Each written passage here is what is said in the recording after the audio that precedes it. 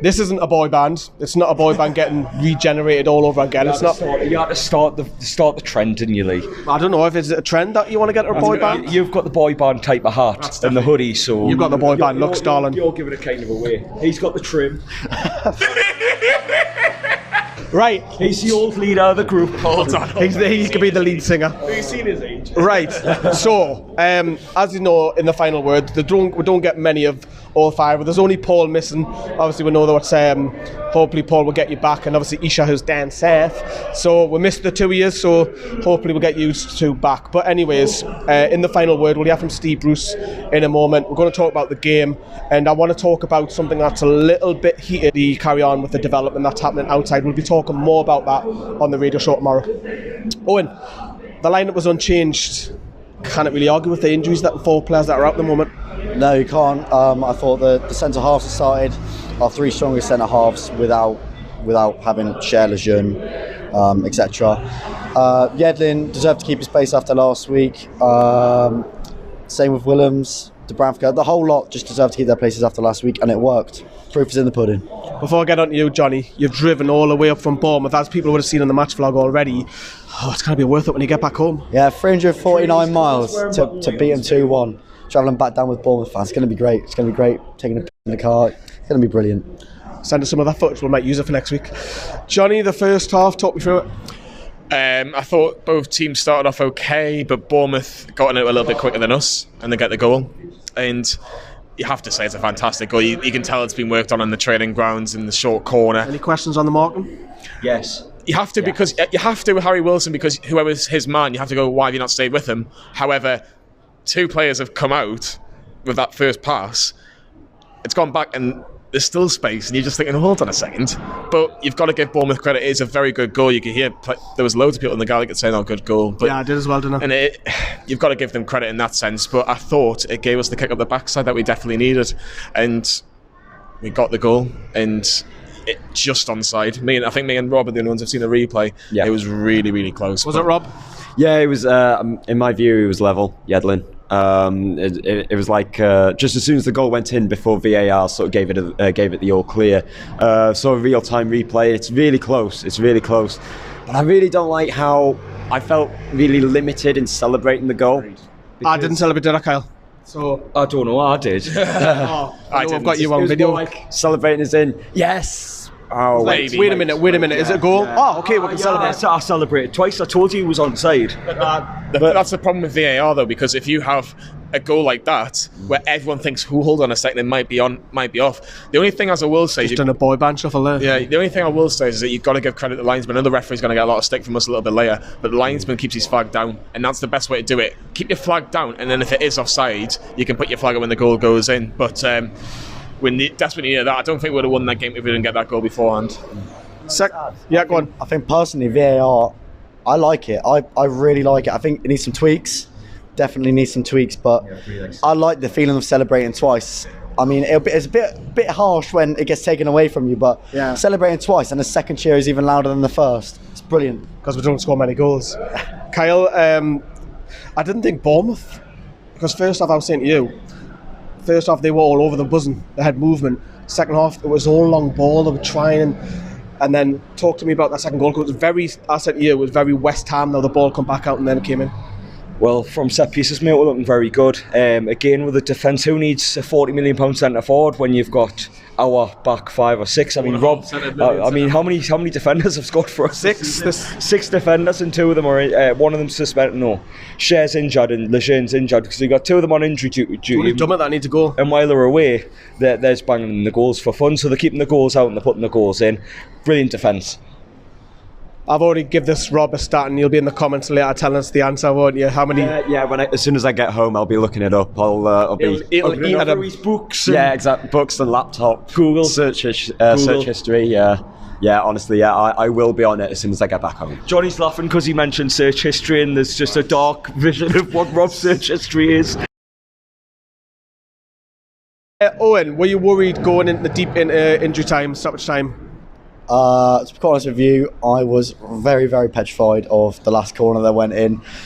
Thank God we headed that away, because if that had gone in, I would have just felt so deflated. But it's a brilliant way to end the game, really. I think defending and then the relief afterwards is just amazing. It makes you just want to sing and dance all night. So go on then. You heard it last weekend. You don't need to hear it again. I'll let you say it before Kyle says, because this is obviously Remembrance Day, because I know what your foul language is like over there. Talk to me about Martin Atkinson's performance today. It wasn't very good, and look at that is me putting it very. That is me putting it. There's very, a reason why I give you. No, look, for me, it just seemed that every decision. Like, I remember the worst one was the second half, and Maximum just gets there before the defender, and Almiron's going through. The linesman's right in front of the situation, and he doesn't give anything.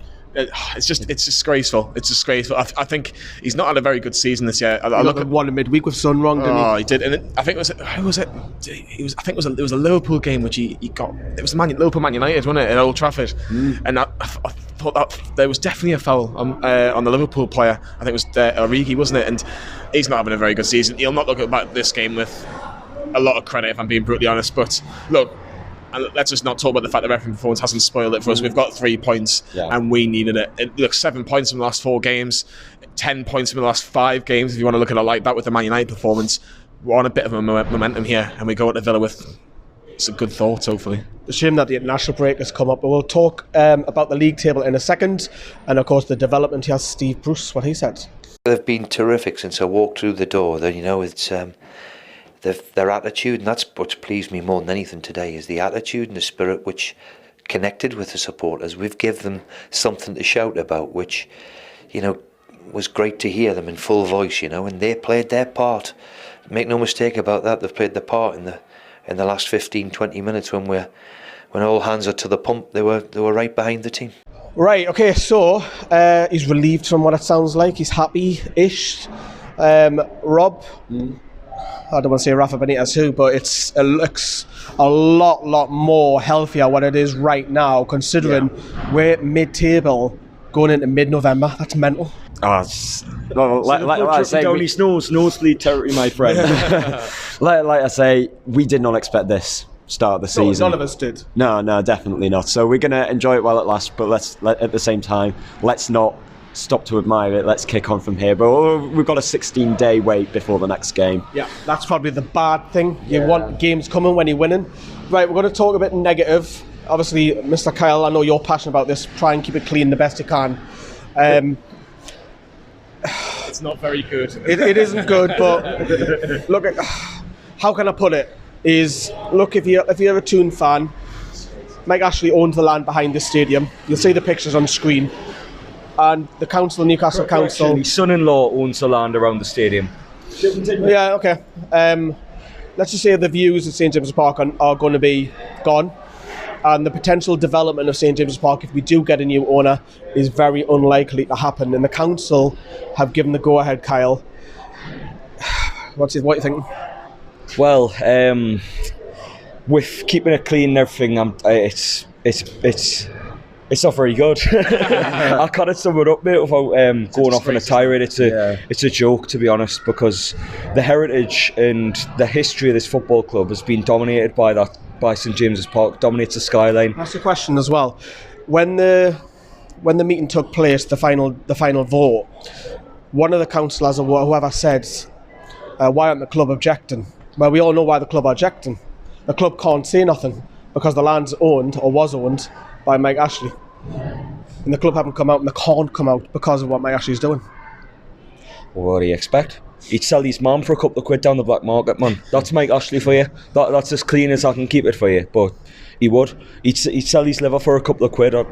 That's the type of man he is. He wouldn't stoop to any level for a couple of quid. And it's not, 9 million? That's a drop in the ocean for him to give away the heritage, the history, the skyline dominated by St James's Park to be for what? A couple of student flats. Like, I'm a student myself. They can pitch a tent. They can do whatever. As long as they don't dominate my skyline. If St James's Park, that's all that matters to me. And the economy in these 7 people. Well, some of these 7 people, I'd need other words to sum them up. Isn't it? Yeah, call them that. 7 people. Took your words away. But they're saying it'll improve the economy and get jobs. Sort the public transport out. that'll make jobs. I'm late every flipping away day because of your public transport. Sort that out. Don't I know it? Right, okay, so let's end it on a positive. So far, we're going to go into international break. What's been the best performance this season? Give me one game. Or best result? Best result, Man United. Man United. Come on then. Oh, this is so tough. I'm gonna agree. I'm gonna go Man United. Just Spurs is unbelievable, but you can't help beating Man United. I'm sorry, it has to be Man United. Rob? Yeah, my first thought was Man United, definitely. Kyle? West Ham away. Oh, interesting. Hold on, you've got 4 mates that are Man United fans or something, and you've just said West Ham away. What are you going on? I'm gonna say Spurs whilst they argue amongst themselves. Remember, we're here because of people who give their lives as well. It's Remembrance Sunday. Thank you very much. Goodbye.